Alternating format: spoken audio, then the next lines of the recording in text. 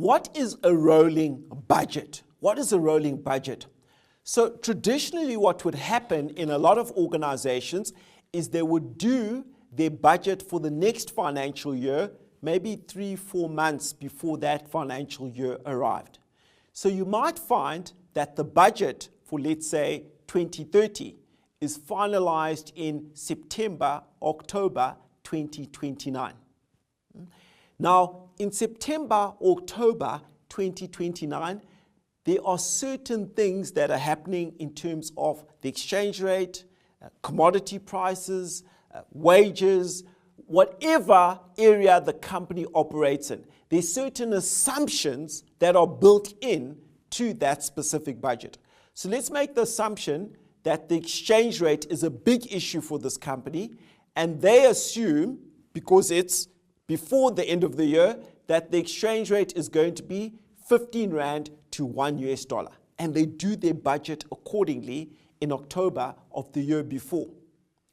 By the time they get into the new year, let's say the following year in March, the exchange rate is now 25 Rand to $1.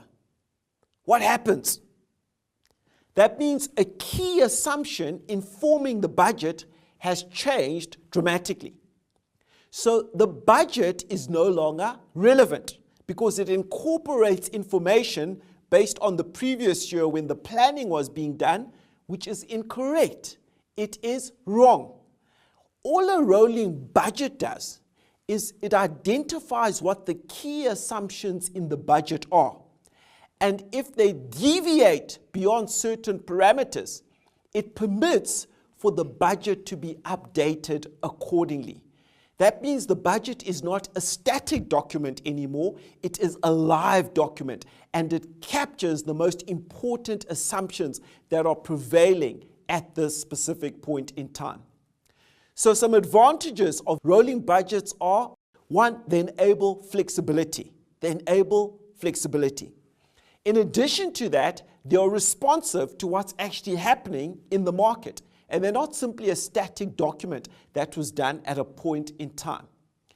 And the really good thing about them is they can effectively incorporate significant changes in market conditions. So all the rolling budgets do is add a layer of flexibility. From a disadvantage perspective, rolling budgets are administratively demanding. You don't just work on it at a point in time and leave it. You are constantly, on an ongoing basis, frequently updating the budget. They may not be necessary if the operating environment is very, very stable. So if there are very few changes in the operating environment, a rolling budget may not be necessary at all. And then one thing you just need to watch out for, they may be vulnerable to manipulation.